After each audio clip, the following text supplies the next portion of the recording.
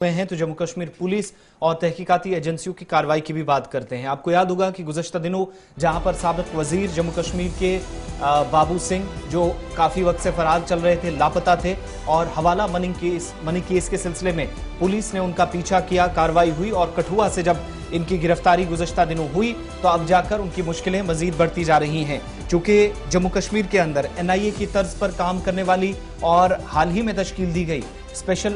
जो investigative agency है, रियासती तहकीकाती एजेंसी जिसे आप कहते हैं, उसके पास ही केस चला गया है। पुलिस ने उसे केस सौंप दिया है और अभी तक जो तहकीकात हुई है उसमें मुश्किलें इसलिए बढ़ रही हैं चूंकि हवाला रैकेट के दौरान अब बुरी तरह फंसते हुए साबिक वजीर बाबू सिंह इसलिए आ रहे हैं चूंकि बाबू सिंह का हवाला रैकेट केस SIA के हवाले तो न सिर्फ कर दिया गया है बल्कि इसके साथ साथ उनके राब्ते पाकिस्तान में भी हैं।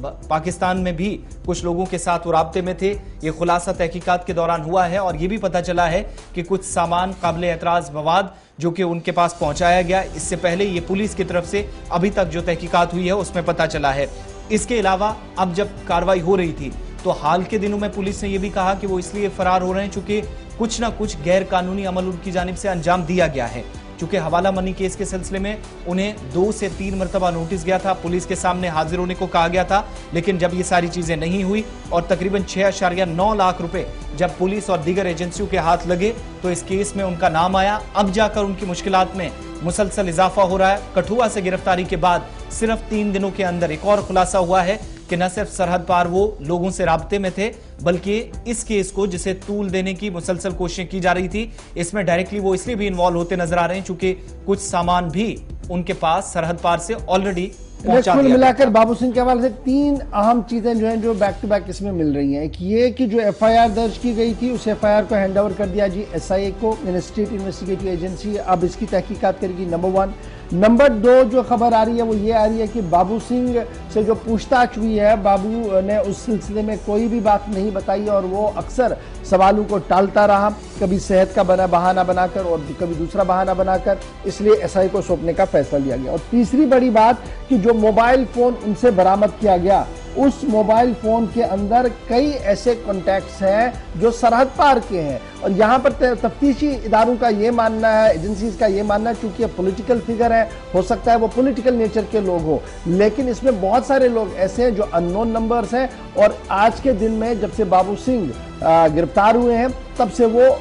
स्विच ऑफ मोड में चले गए हैं फोन। तो इससे एक नेक्सस का पता जो है वो चल रहा है और इसलिए वो इससे मजीद खुलासा और मजीद पूछताछ करना चाहते हैं। एक तो पहलू ये है और दूसरा इसी खबर का पहलू है कि जिन लोगों को सबसे पहले गिरफ्तार किया गया था, यानी वो लोग जिन्हें मोहम्मद शरीफ शाह जो सैदपुरा लारनू कोकरनाग का रहने वाला है, उसी की जब गिरफ्तारी हुई, फिर गुरदेव सिंह की गिरफ्तारी, मोहम्मद शरीफ सरताज की गिरफ्तारी हुई और कुछ और लोगों की गिरफ्तारी, तो उनकी गिरफ्तारी और पूछताछ के दौरान इस बात का खुलासा पता लगा कि पैसा जनाब रूट किया जाता था और वो पैसा किसी न किसी तरीके से बाबू के पास भी पहुंचता था। और ये रूट होने वाला मामला जो है, कोई आदमी को एक शख्स है जो POJK में है, फारूक खान, टोरंटो कनाडा से इस पूरे मामले को चलाता था और वहां से पैसा कोई आगे पीछे जाता था। इस तरीके की खबरें जो है वो ज़राअत से आ रही। तो कहीं ना कहीं बाबू सिंह की मुश्किलें बढ़ती हुई नजर आ रही है और मामला अब SIA तक चला गया है और देखना होगा कि SIA इस पूरे मामले को अब कैसे हैंडल करेंगे। तो ये तो एक खबर थी ना